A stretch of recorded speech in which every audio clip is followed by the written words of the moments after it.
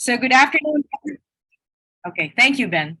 That was Ben, our intern, who just kindly reminded all of us that recording is in progress. So good afternoon, everyone from ASEAN, and of course to our guests here who are joining us from Brussels. Good morning to both of you.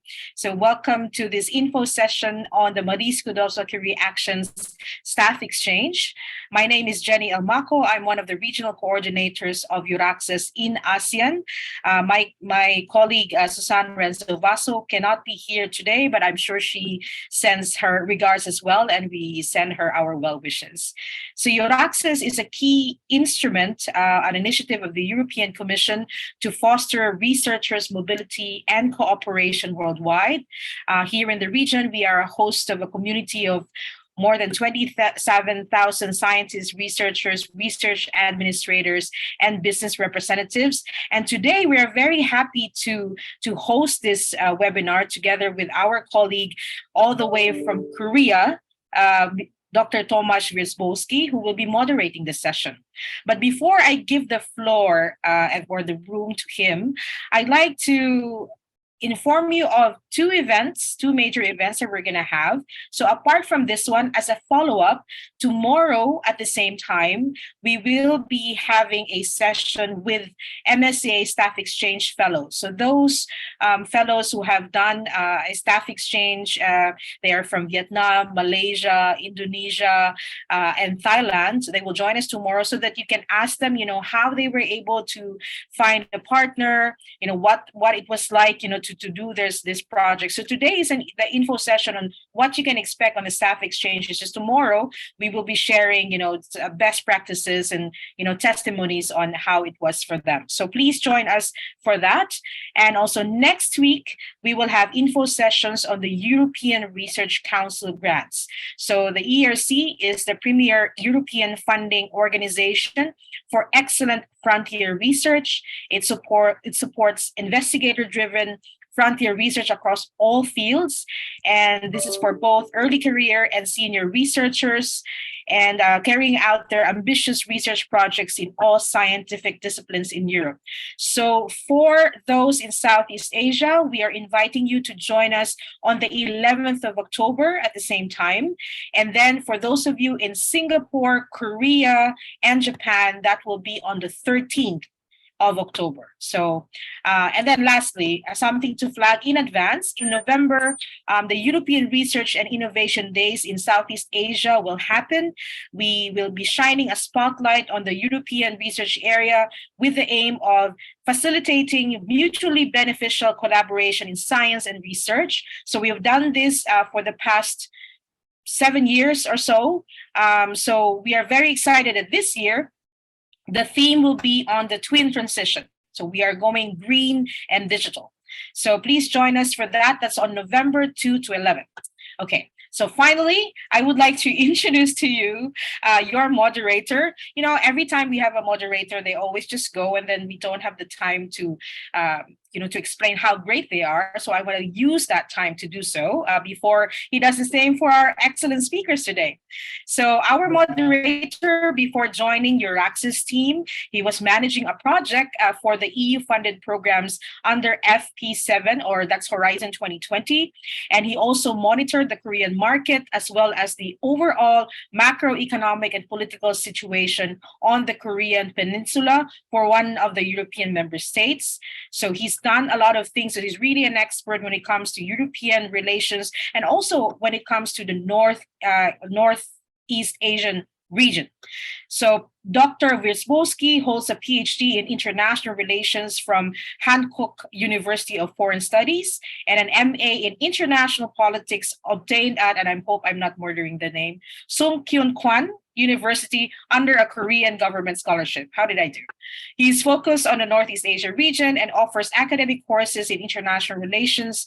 He's also interested in social sciences. I'm sure he has a lot of secrets as well that he might share to you at one time or the other, but very, very happy that he has allowed us to be accommodated with his really, really busy time to be the moderator. Please take it away, Dr. Tomasz Wierzbowski.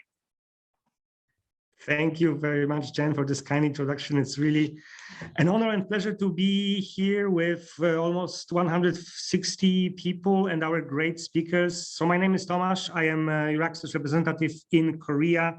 Once again, our job is to provide you the best information about European funding, about European research opportunities. We basically want you to come to Europe and conduct your research and collaboration with European counterparts. Today, we will be talking about one of the European programs because there are a lot of them. It's quite complex and complicated, so we try to make it simple by organizing those events. And our today's event is focused on so-called Marie Skłodowska-Curie Actions, or simply speaking, MSCA, staff exchange program. And we have two distinguished speakers, two national contact points from UK Research Office based in Brussels, though. Our presenter will be Dr. Branwen, who is a senior European advisor at the UK Research Office and national contact point for MSCA. She completed her Doctor of Philosophy in Clinical Medicine at the University of Oxford, and she has spent more than 10 years working in research organizations, higher education institutions, and in science policy organizations as well. She has been actively supporting research and partnership development between EU and the whole world. She will be followed by Anne Nierobisch, who is also European advisor at the UK Research Office based in Brussels, the second NCP, National Contact Point for MSCA. Anne holds a Master of Research in Chemistry and Master of Research in Statistics from Oxford University. She has worked on the United Kingdom's early life cohort feasibility study at the Economic and Social Research Council before she joined UK Research Office in 2021. So without further delay, I would like to give the floor to Dr. Hyde and ask her to share her knowledge and experience about MSCA staff exchange. Dr. Hyde, the floor is yours. Thank you very much. And thank you, Tomasz and Jenny, for inviting us and to participate in today's event. It's always nice to work with you on these types of events and engagement activities. If everybody just bears with me for one moment while I share my slides. We did have a little practice beforehand, so I'm assuming that everything is still a-okay. But if there's any problems, do let me know. So yes, the aim of today is to really give you an overview of the Marie Curie staff exchange scheme. Those of you who maybe participated in previous framework programs, specifically Horizon 2020, will have known this call as RISE, the Research and Innovation Staff Exchange. In effect, it's almost identical to the RISE program under Horizon Europe. There are just a few little differences, and we will highlight those as we go through. So really, as I said, we'll do a little bit of a welcome, really concentrating on the staff exchange, and then Anne will be participating and supporting your questions during the Q&A. But before I get started, because we are from the UK, and I'm sure that many of you have questions about the UK's relationship with the EU and participation in these programs, I did just want to start with a couple of slides just to really outline how the UK can participate and to encourage you to continue to participate with your partners in the United Kingdom. I'm hoping that everybody here is aware that in December 2020, the negotiations on the UK and EU Trade and Cooperation Agreement were concluded. And this included the confirmation of the intention of the UK to associate to Horizon Europe. And this included full participation in the program, with the exception of a very small element of the EIC, which is the EIC Accelerator Investment Fund. And the rest of the program we could fully participate in. It's just this very small element that relates to investment funding. As such, UK entities can participate as part of the agreement in and coordinate projects, receive funding from Horizon Europe, and that includes MSCA as an associated country. And on our own website, we have the most up-to-date information on UK participation, including a dedicated fact sheet. And if you've got any questions, I would encourage you to not only look at our website, but you can also drop us an email, and we're very happy to talk through it all with you.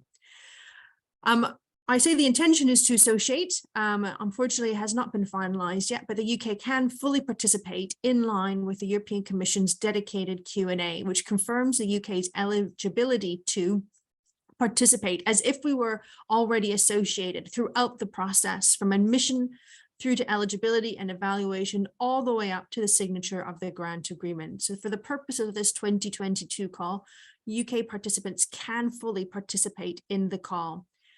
If something was to happen and we were not to associate in time to sign the grant agreement, then the call itself is actually supported by national funding to really provide the support and reassurance that the UK is fully able to participate and continue to participate in this call.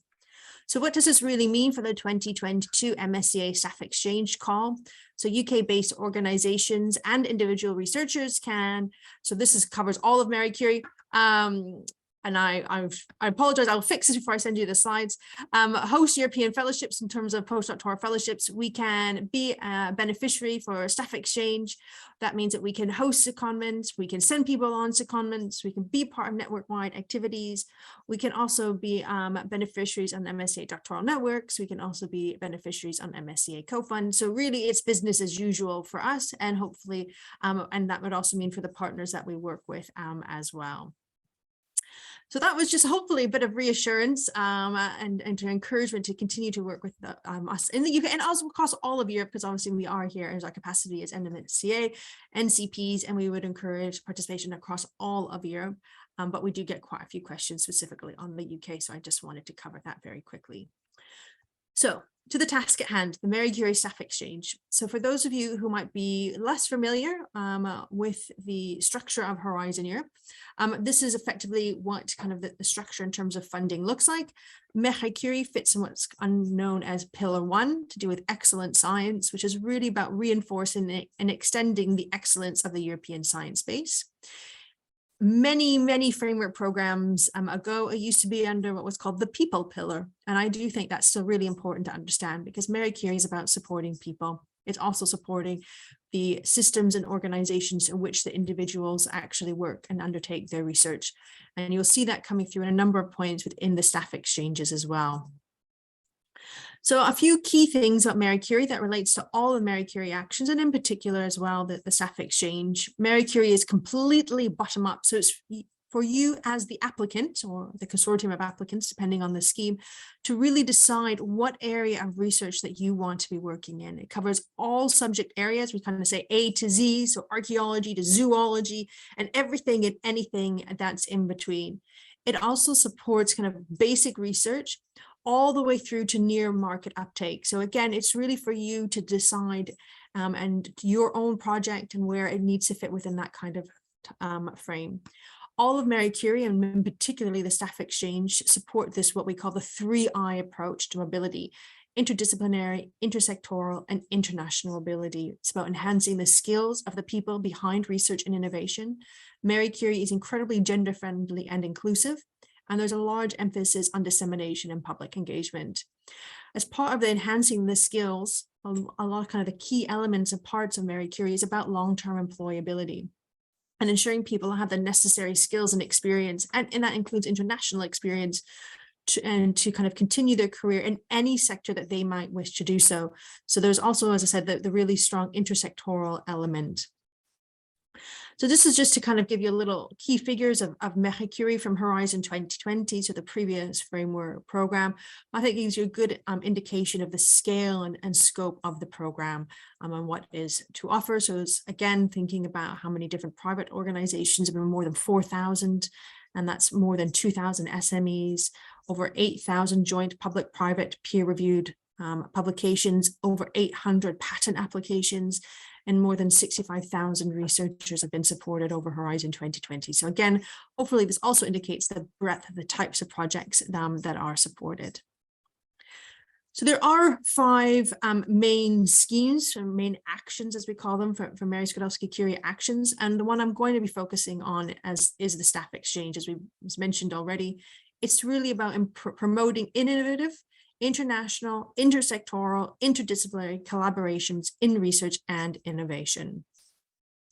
So what does that actually translate to in terms of the call itself? So I have included a little tagline for the call. So if you go on the Funding and Tenders Opportunity portal, you can search for it using this nomenclature.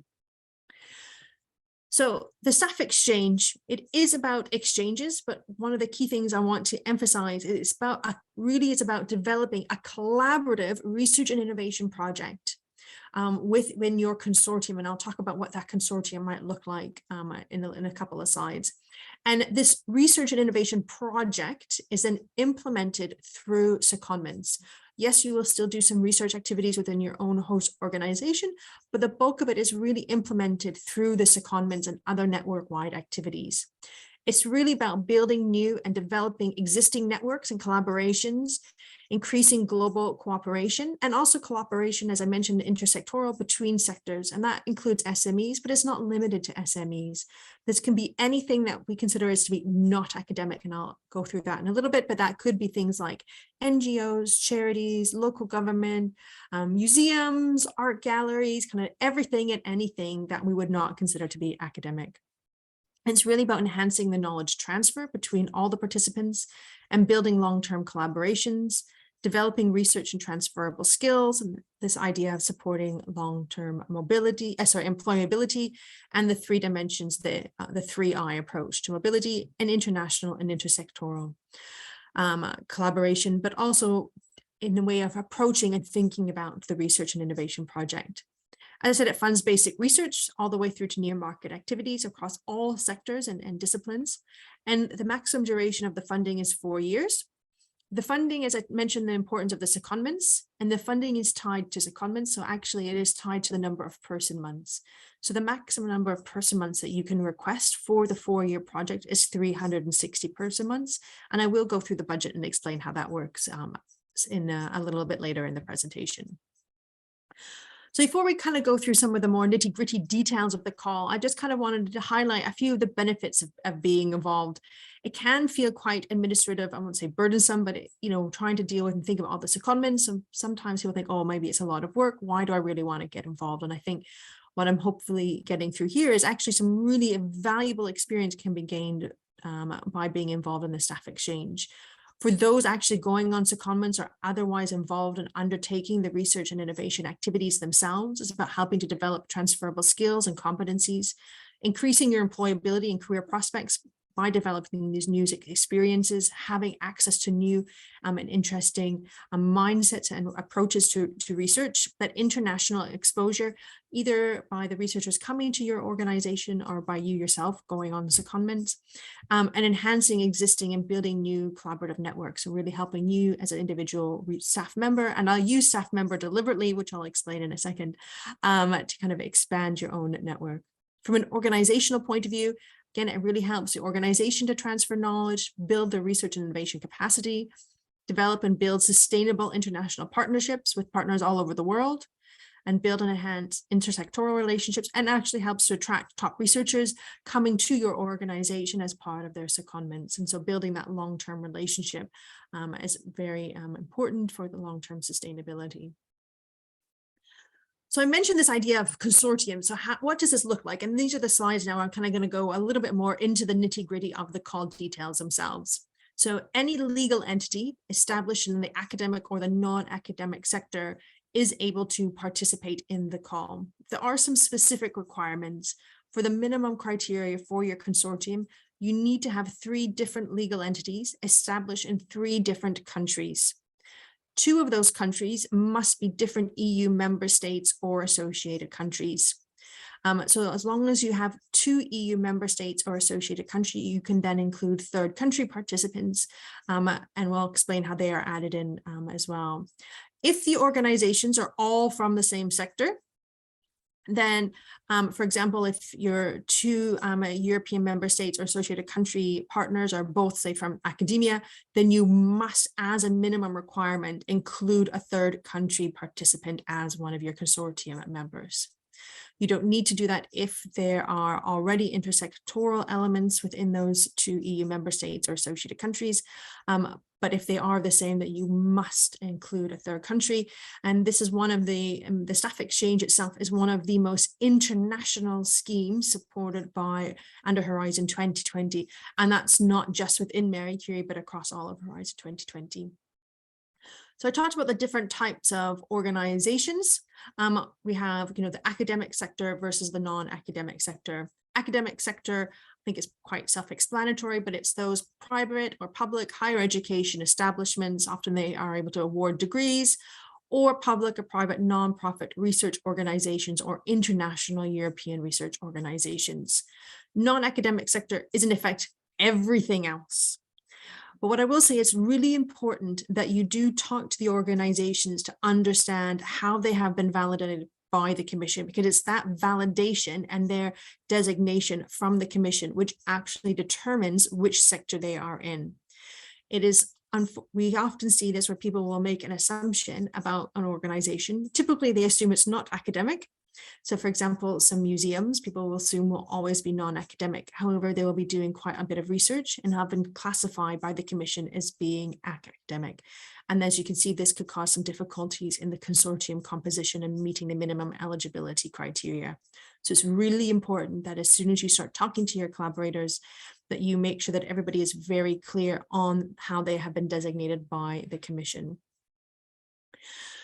So once you've met that minimum, there's no typical consortium size. It's really based on the need of your individual project. We have seen projects range from kind of the minimum, absolute minimum of 3 partners, all the way through to more than 20 partners. I would say that once you start getting, 20 or more, it gets a bit more difficult to manage. And where the recommendation, even by the Commission, is really between 6 and 10 organizations. But it really depends on the need of your project. And part of the thing that you will need to do during the proposal development is actually justify your partners and the choices that you've made. And that includes how many partners. There's 2 types of participants: beneficiaries and associated partners. Beneficiaries are those organizations that are located in an EU member state or an associated country. Associated partners are those partners that are located in a third country. And that's the 2 different types of partners that you can have. It is not possible to have a partner based in an EU member state or an associated country be an associated partner. They always have to be a beneficiary. Just like any third country participant must be an associated partner. And that is in accordance with the rules of the project. So as I said, the whole scheme itself is about secondments. So I thought I would spend a little bit of time just explaining how the secondments work. There is a difference between, in some ways, about how the secondments can work in practice, but then how they are funded, and there's slight differences. And the reason that there are differences has to do with the designation of the different third countries. So third country participants from low and middle income countries are automatically eligible for EC funding. And so their secondments are kind of shown here in this picture that I've borrowed from the Commission guidance in terms of eligible secondments. Third countries who are, I say other third countries, so i.e. those not in lower middle income countries, will need to provide their own funding if they want to send staff on secondment. And I think maybe this might come up a little bit tomorrow in the session with the case studies, how they might have identified those funding sources. As you can see here, this is really just about those that are funded. It doesn't actually limit what can actually occur. So for example, you could have secondments being from a third country not eligible to receive EC funding. They could actually send people to a member state or an associated country, provided they have their own funding, and that is not reflected in the table. Between member states and associated countries, you can have 1/3 of all the secondments can actually be within the same sector, provided that they are considered to be interdisciplinary, and there's guidance on that. But obviously that would only pertain to those in a member state or associated country. None of those rules apply when sending or receiving secondments to a third country. So if you're from a member state or associated country, you can always send someone to any third country, regardless of the sector. If you are in a third country, you can always send someone, if you wish to a beneficiary in a member state or an associated country in any sector. You don't need to worry about it being interdisciplinary or not, or intersectoral, because those secondments are always international, and that's one of the requirements. So what are some of the key features of the secondments themselves? A secondment must last between 1 and 12 months. The maximum person months, so one person can go on the total number of secondments. As I mentioned before, the total funding is 36 months. That's the total number of secondments that you can have within that 4-year project. The secondment, an individual secondment must last at least 1 month, after which you can have them kind of split. It can be prorated and the funding will be provided prorated. Now, it can be quite difficult to send someone a secondment for a full 12 months or 3 months or a full 6 months, or even for a full month, depending on other commitments they might have. And you can actually split your secondment into several stays. And this could be sending your secondee to either the same beneficiary or the same associated partner on multiple stays, so multiple trips, or it could be sending that same secondee, that same staff member, to different beneficiaries or different associated partners, as long as everything doesn't exceed the 12-month maximum. It's important to understand that staff members must work full-time on the secondment, even if they normally only work part-time. And there is an inbuilt return mechanism that must be foreseen. So the expectation is that they go on the secondment, and they learn knowledge, they learn their skills, and then they bring that back. That's that transfer of knowledge element. And so just to kind of clarify, because I realize it gets quite confusing with all the different secondment types, I've just kind of listed them here. So you can have a secondment from a member state or associated country to a third country in any sector. You can have an academic to a non-academic institution secondment between member state or associated countries, from a non-academic to an academic in a member states or associated countries, from a third country institution to a member state associated country in any sector. And then if you have them between the same sector, between member states or associated countries, they must be, as I said already, interdisciplinary, and they cannot exceed a maximum of 1/3 of the total requested person months. So just to say about, I keep using this word staff member instead of researcher, and this is a deliberate, and I will talk a little bit about the secondment eligibility, so the people that can be sent on secondments. Then we use the term staff because they can be any individual that is involved in or supporting research and innovation activities, provided they have the expertise and experience to undertake the research and innovation activities as set out in the proposal in itself. They must be under the direction and instruction of the sending organization for the full duration of the secondment. They must have been actively engaged in or linked to research and innovation activities within the sending organization for at least 1 month before going on their first secondment. And as I said, they also must work full-time. So some examples of staff include PhD students, technical staff, research assistants, postdoctoral researchers, senior researchers, managerial and administrative staff. It's really anyone and I wouldn't say anything, but it is anyone who has the necessary skills within your organization to undertake the activities. And this is why we use the word staff. In particular, because it is much broader than just often saying a researcher. So it's really important to think a little bit broader than maybe we would often when we're talking about research and innovation projects. It's also important that we use the word staff because though there is funding to support the secondments, the funding is not to be used to cover personnel costs.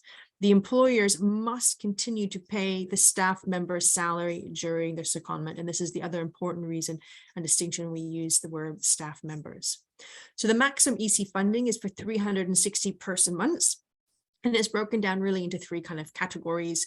The first one being the staff member unit costs. So this is the 4,600 euros to help the researcher. Sorry, that's the total amount. The 2,300 euros to support the additional costs that the staff member will incur as a result of going on the secondment. So that's everything from travel, subsistence, accommodation, transport, all those types of things. So if they need to have public transport while they're on the secondment, for example. There's also the research network and training costs. That's 1,300. This covers the research training and networking costs incurred during the secondment. And just to say, when you're sending a researcher to a host organization so that wherever that host might be located, either in a member state, associated country, or a third country, then you can actually transfer some of those research and training and networking costs to cover the costs that receiving organization would incur as a result of hosting that researcher.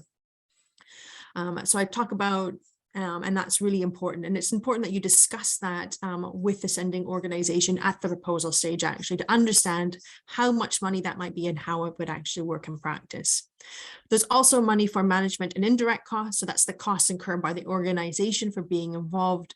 And again, depending on the agreement between the kind of the second, the sending organization and the secondment receiving organization, they could also be transferred some of those activities. You can also use your management and indirect costs to cover network-wide activities. And it's very common for the coordinator to effectively top slice some of that management and indirect costs to help with those network-wide activities, including project management. There's quite a lot of flexibility within the scope. The only area that there is no flexibility whatsoever is the staff member unit costs. The researcher going on secondment must receive that full 2,300, but the research training and networking, the management costs can be kind of shifted around depending on the needs of the project. So for example, if the travel costs are much higher, you might say, okay, we'll use some of the research training and networking or management costs to offset some of the additional costs of travel. Or the research costs might be really high, and you might decide, okay, we'll use some of the management and indirect costs to help with the additional research costs. So there's quite a lot of flexibility. And again, it's really good for that to be discussed at the proposal stage. Since all of you here will be associated partners, I'm assuming that most of you here are not based in a European member state or associated country, you will need to provide a letter of commitment. Failure to provide a letter of commitment can either result in the proposal itself being completely deemed ineligible, or more likely what will happen is that you as the individual associated partner will be excluded, and any of the parts that you are written into the proposal will need to be disregarded by the evaluators. And then this, of course, can have a knock-on effect onto the eligibility and more importantly, to the success of the project in terms of meeting the evaluation criteria. So it is really, really important that as soon as you kind of start having these discussions about being involved in the scheme, that you do look into what is required to getting this letter of commitment. It must be on, headed paper. It must be up to date. It needs to confirm real and active participation in the action. And there are some guidelines, but I can say it can take a long time to get the letter signed, depending on how the process works and the level of authority needed to sign on behalf of your organization. So it's not always just the PI or the main supervisor. Sometimes you do need to get senior people within the organization to sign. So just to kind of recap some of the ways in which third countries such as yourselves can actually be involved. So you can host secondees from a beneficiary. You can choose or not to also send staff on secondment. That would require you to have your own funding, but that is a possibility. You can also provide other training and networking opportunities. You could contribute to advisory committees and boards, even if you didn't send anyone on secondment.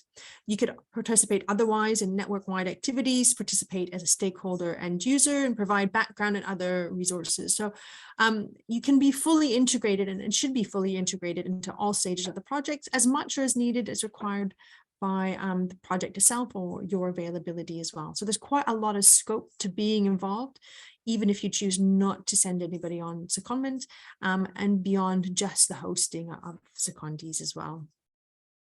So just a couple of little points I want to remind people about. Hopefully these are not new to you, but there is the Marie Curie have come up with a number of guidance documents.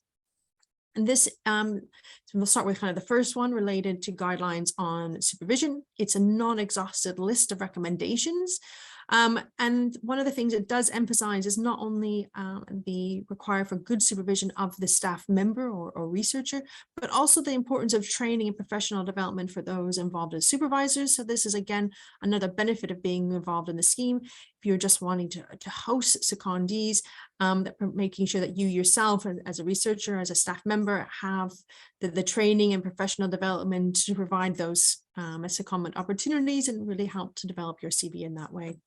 There's also the emphasis for the need of transparent procedures in case of conflict and resolution, and direct reference for the Marie Curie Green Charter, which I'm going to mention right now, which is a set of guiding principles to help raise awareness and encourage best practice and empower the fellows to really help them to rethink and to be aware of issues related to climate change and promoting sustainable behaviors.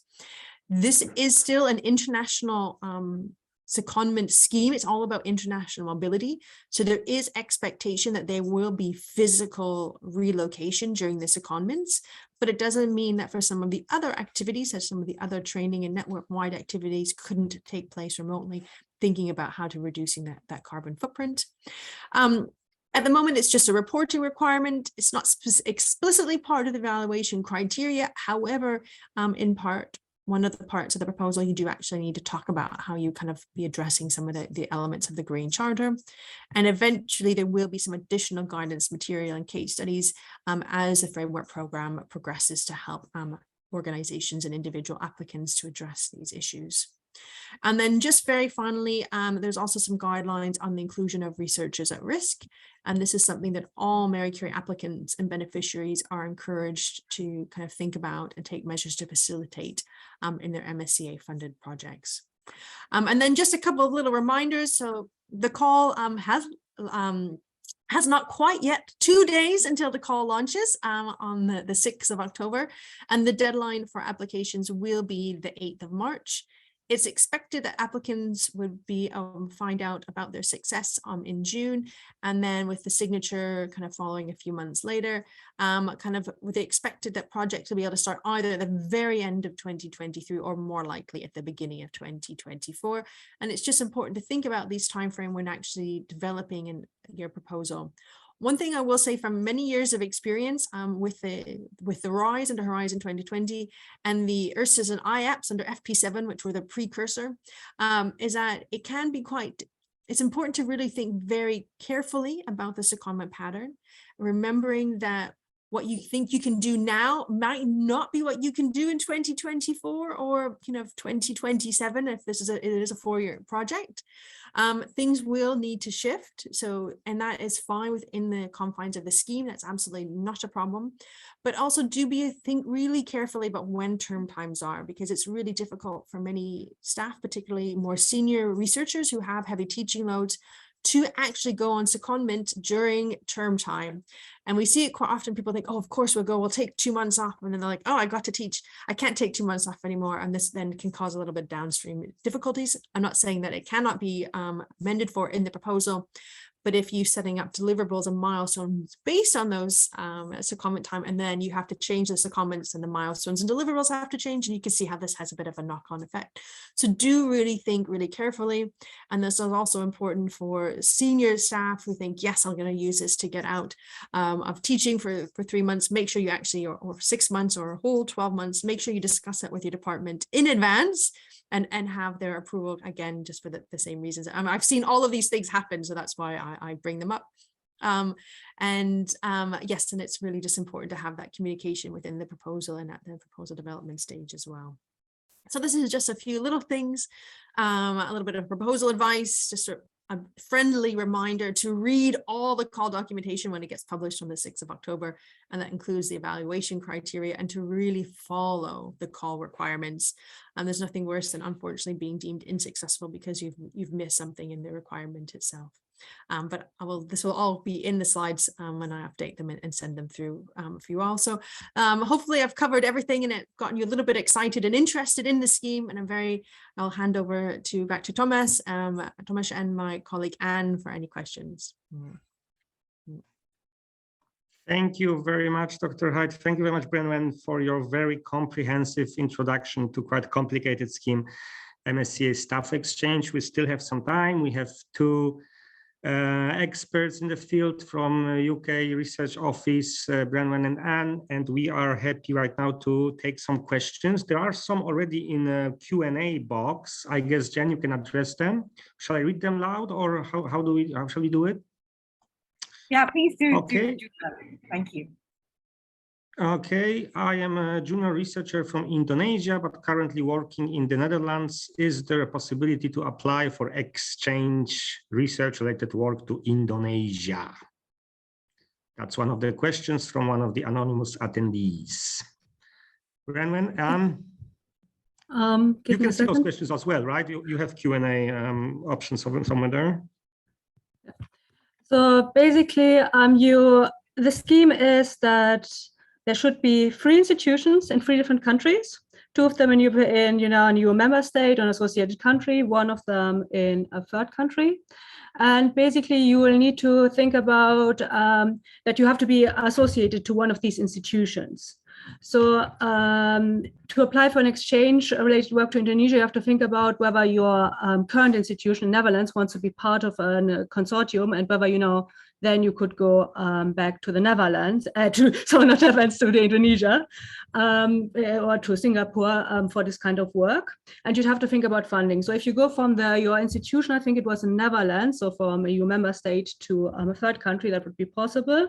But again, you really need to think about the scheme. You need to think about where the institutions are, how the setup is, and then yes, that would be possible. But you really need to think about the scheme. And just because I mentioned this, or I stumbled about this, really think about the funding eligibility, really think about, where you're going from and where you're going to. Branwen, if you'd like to add something.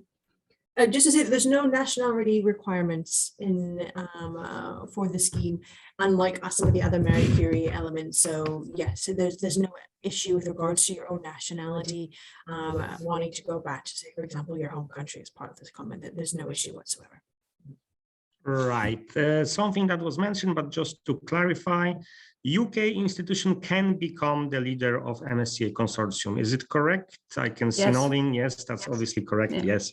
Branwen mentioned it at the very beginning. Despite Brexit, the UK is still part of the European research area and European research community. Another two questions. Staff member in a third country, can he or she go multiple times a year for 2 weeks' time?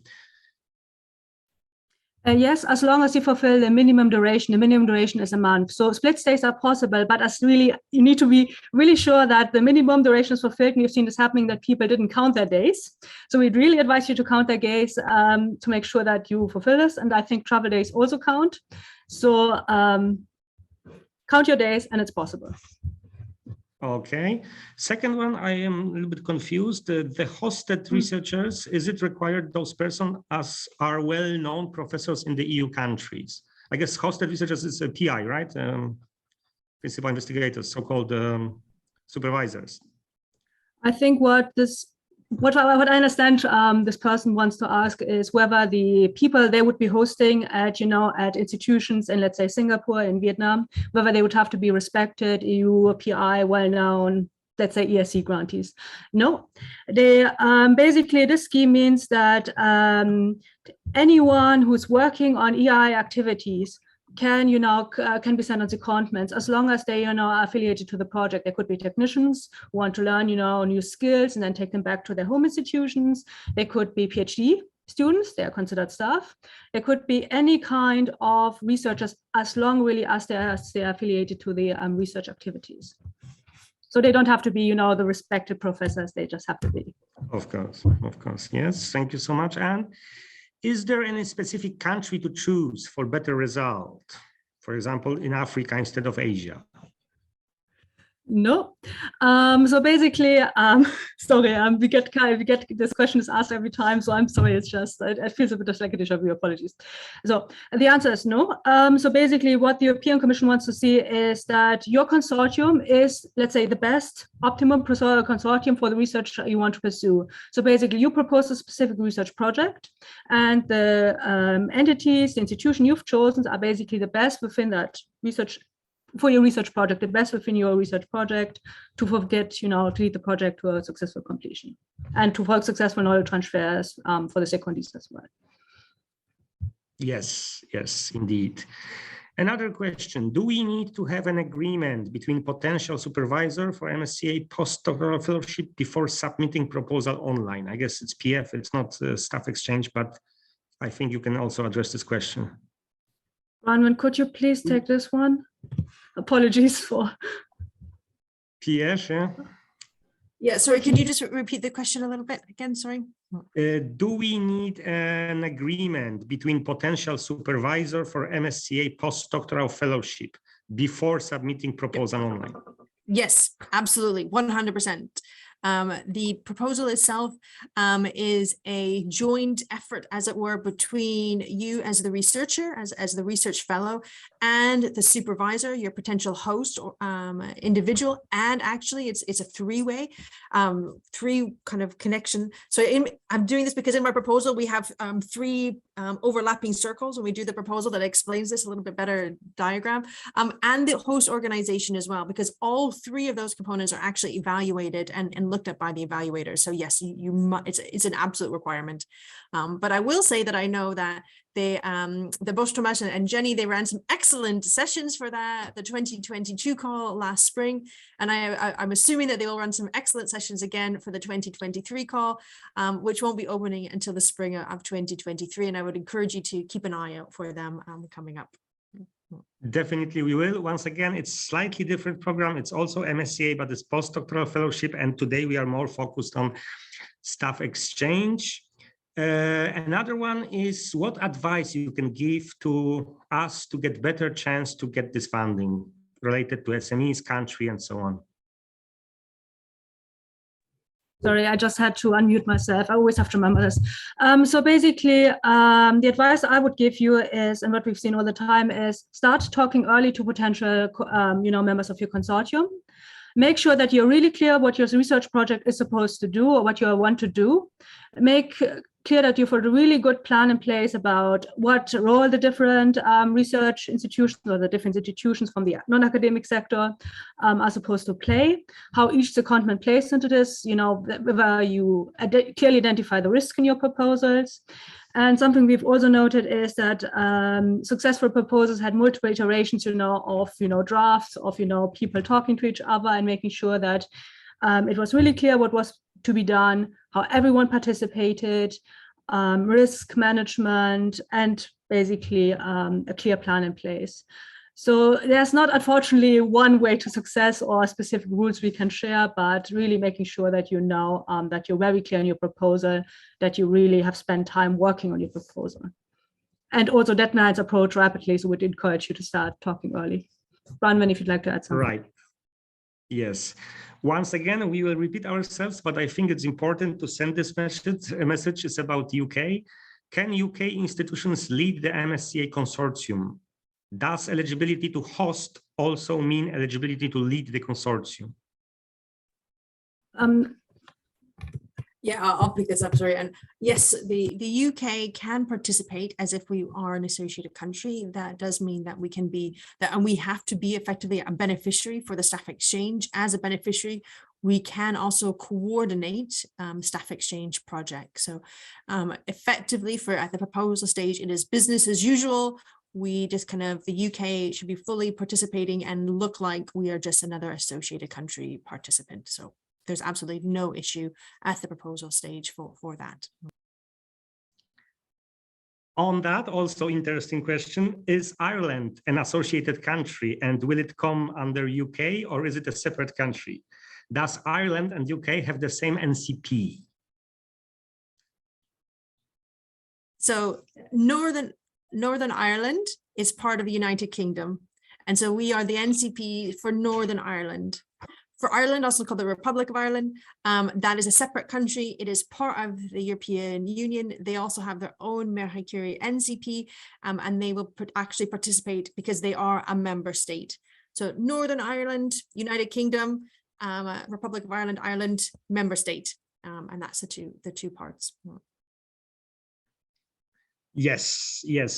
Ireland is one of the 27 member states, and actually it was Ireland and Malta that saved English as one of the official languages after Brexit. It was interesting to learn that, but that's a separate issue. How will the fund be transferred to a third country? Do they claim from EU partners like last year? So, sorry, I just, Branwen, I know the same rooms, I just signaled to her, I'll take this one. So basically, third countries, if they're not eligible for funding, cannot receive EU funds directly. They will be associated partners, and hence they will need to receive these kinds of funds from the EU partner. Basically, the ones who will be sending so if the EU partner or if the institution in a Horizon Europe associated country is sending someone for secondment, they will need to send them the funds for the secondment. I will just add that how that works will depend on the institution. Some will send the money in advance, so you'll have an arrangement in advance, and they will often send it ahead, or i.e. when the staff member goes. Other ones will claim it back. You'd claim it from that based on kind of an invoice arrangement.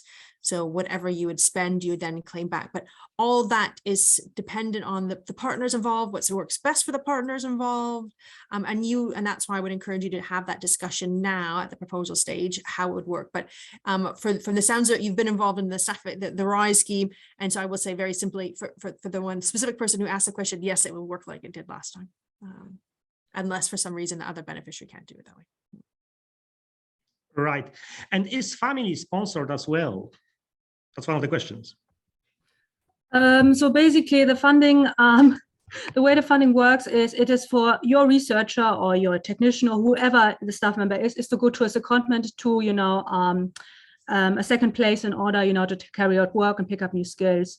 So it is meant really for this researcher to receive, receive money for travel, accommodation, any kind of networking activities and research expenses, etc. But on top of his salary. So the salary will continue to be paid, but it's not meant to support the family. Right, thank you. Can a third country researcher be the leader coordinator for the staff exchange program? No. No, that's quite straightforward. Is it possible for one organization from the third country to participate in more than one consortium? I would say that this is possible. Yeah. I believe so. There are no limits. I mean, as yeah, long as, no limits, yeah. no limits. Sorry, I just got confused from American postdoctoral fellowships. Sorry. The only limit is your time. So I would just the caveat of making sure you have the time to do it. So if you're going to be involved in 5 staff exchange, make sure you have the time to actually be involved in the 5 staff exchange. If you do, I would say go for it. Right. Another one, can third countries hosting secondments receive management and indirect costs? Yes. So yes, yes, they can. In terms of it will basically flow. The way you need to think about it, where it will, you need to think about first: are they eligible to receive EU funding? So are they a country a minimum? To, oh my God, I hate that word. Are they basically a country eligible for EU funding? Or are they in this case, of course, they can receive EU funding, or are they a country, a high-income country, to which staff is seconded, in which case they would receive, the money would flow from the institution doing the secondment, and as Branwen said, that would have to be detailed in advance or in a lump sum payment or whatever they choose. I would just add that you need to discuss that and agree it in advance. Sometimes it gets transferred, sometimes it doesn't. It depends on all the requirements involved. So I wouldn't make any assumptions, but it can happen. And I would encourage you to have that discussion with the sending organizations. Thanks a lot. The next one actually goes to either me or Jenny. There's a little bit of self-promotion. Is there, oh, this is good. Is there a platform to look for, where is it? Oh, I lost it. Anyway, is there a platform to look for? Yeah, I knew what you meant. I answered it already. So it's under MSCA Net, which is actually a network of NCPs of the MSCA. There is what you call as the MSCA Net matchmaking platform. I've given the person who asked, but I'll put it again as well in the chat. So there is one, and also for us here. Yeah, for your access, we also did a matchmaking, several rounds of matchmaking. So you can see the YouTube video available on, of course, on our channel for that. So I'll send that also in the chat. And just for the record, I guess, Branwen, you're okay to share your slides. Is it possible to distribute them among our audience? Okay, so there will be a follow-up email to all people who attended with slides from Branwen distributed after the webinar. Is it necessary to have 3 countries involved, or 2 can also work? It's about consortium. Huh? Yeah. You really have to read the guidance and the documentation, which says that you need to have 3 institutions located in 3 different countries. These are the minimum eligibility criteria. The European Commission is very strict on, that you fulfill the eligibility conditions, and if you don't fulfill them, your proposal will be declared ineligible. So the answer is read the guidance, fulfill the minimum eligibility conditions, and if you have questions, contact your local NCPs. or host institution directly. Thank you, Anne. If a person is a lecturer and at the same time a PhD student associated with another university, can he join as a staff exchange? Maybe Branwen, can you take this one? Sorry, I just have to unmute. So I'm assuming that they're going to be at an organization that has signed up as part of the consortium. Yes, the short answer is yes, they can. Depending on the organization, how they're affiliated, they might go as a lecturer or as a PhD student, but yes, you would just need to look at some of the specifics if the project was awarded and how that would, what designation you would go under, but yeah. Yeah, but basically, yes. In a network involving 3 participants, can staff exchange happen only between the 2 out of 3?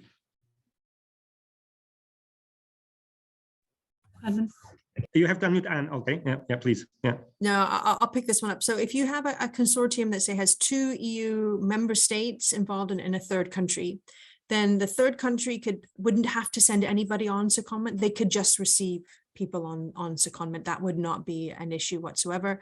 Again, you could have 3 EU member states and associated countries, 2 which could send people on secondment and 1 could only receive. So you can have that set up. What you need to demonstrate though is that there's a reason for all the partners being involved, that they all are contributing in some way, shape or form to the implementation of the research and innovation project. Don't just add a partner on because you think it's going to increase your chance of success because you've got, oh, they're from a certain country or geographical region or certain sector. The evaluators will completely see it, read through it, and you'll score worse than if you didn't include them in the first place. So yeah, justify every choice. Right. That's the key to success. You actually answered one of the questions, what are tips and tricks for a successful proposal? But yeah, another interesting one about Switzerland. Is Switzerland eligible to apply for the staff exchange? Switzerland have unfortunately have not associated to Horizon Europe. They can participate as a third country, so they could be an associated partner. And Switzerland, the Swiss funding agency, do actually have funding available for the Swiss to participate in Horizon Europe call. So the Swiss can participate as a third country, as an associated partner, bringing their own funding. Correct. Again, we will repeat ourselves, but just to clarify, can we have 4 organizations in the consortium from 3 different countries? And in this arrangement, 2 organizations will be from the same country, but from different sectors. That's absolutely fine as long as you fulfill the minimum eligibility criteria. Of course. So 3 different countries, yeah. Can previously unsuccessful proposal be used? If so, does it need to be stated and justified in the new proposal? Branwen, I'm not quite sure about the resubmission criteria. So at the moment, I think there's any resubmission restrictions for staff exchange that could change in the future. But to be fair, out of all the Marie Curie schemes, this is probably I would say I don't want to say the least interested of it, but some of the other schemes are so overly subscribed that staff exchange is not one of those. It has a very good success rate over 20%. So it's got the highest success rate for all the schemes. So in that alone, it should be encouraging to apply. Each application, I will say, is deemed as a new submission. So I would discourage anyone from talking about what happened or evaluation criteria from previous submission rounds. You're looked at as a brand new application, and it's highly, I mean, it can happen, but it's more likely that you will actually have new evaluators as well. So it's a new submission, and I would approach it as if it were a new submission, even if it is a resubmission in reality. Okay, right. Each secondment is minimum 1 month stay, which means 30 days. Is it correct? It's not counted as a business day, right? 30 days is correct. Yes. Third country can also receive management and indirect cost to top up for the travel expenses. Yes, again, this would have to be agreed in advance with the sending institution. So talk early. Yeah. What is the budget for research activities outside the 12 months during which the staff exchange happens? So basically, they could, like I said, it depends. So as long as it's related to the research and activities, they could use funds from the indirect and management cost because they are quite flexible. And I think research training networking costs, as long all consortium partners agree. Maybe Branwen would like to add something to that. So just to say that the 1,300, it's to cover primarily the research and training activities that take place during the secondment, but there is research and innovation activities that will take place outside of secondments, and that can be used for that as purpose as well. But the key thing is that the funding is tied to the secondment. So if you don't go on secondment, you don't get any money. So that's the ethos. This is really to support other activities, it can be support other sources. So you can also find funding from other sources to help, or internal funds as well. The caveat is it can't be double funding. The funding cannot come from any other Marie Curie project, and the funding cannot come from any other Horizon Europe or Horizon 2020 funded project. So it has to come from a different source. But you could use additional funding to supplement any activities that occur. But yeah, no double funding is the key. Right, and last one, also we will probably repeat ourselves, but can we have 3 members coming from 3 academic institutions from 3 different countries? Or should we have SMEs as well as the members? So there was this rule Branwen mentioned in the beginning that if you have 3 countries and all 3 of them are new member states associated country, you have to add at least 1 third country institution or 1 country from non-academic sector. And apart from that, there are no rules. So basically, you just have to make sure that you fulfill the rule I just mentioned. So just to add, you could have a university in Germany, a university in the UK, and a university in Thailand. That would be an acceptable minimum criteria. You could have an SME in the UK, an academic organization in Germany, and an academic organization in Thailand. So you can have any of those combinations. The key thing is that if they're all the same sector, you have to have an international partner. That is the rule. And that's why it's such an international scheme, and we would encourage all third countries to participate. And Branwen, can you just repeat once more, what is the success rate in this scheme? That's the last question, and you just answered it at the moment, but yeah, it's about 25%. It's over 20%. I think it's about 25%. I haven't looked at the numbers yet, but it's good. Let's put it that way. Among Horizon Europe, I mean, everything above 20 is actually a lot, yeah, because there's a 10-ish success rate. All right, this would be, we would conclude with questions right now. Thank you very much for addressing them, Anne and Branwen. Jan, last words?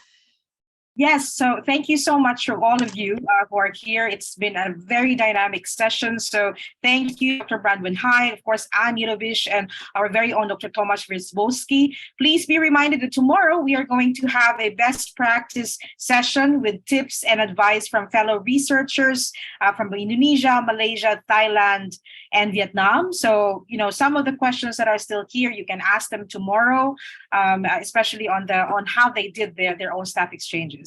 And for the other things, please check on our YouTube channel. Don't worry, with the permission of our speakers, we are going to share the PowerPoint presentations. And of course, the session of today will be uploaded on the YouTube channel. So to everyone here, thank you so much. Have a good day. Have a good morning to our speakers. And Tomasz, see you again soon. Bye-bye, everybody. Thank you very much. Bye-bye, everyone. Have a lovely day.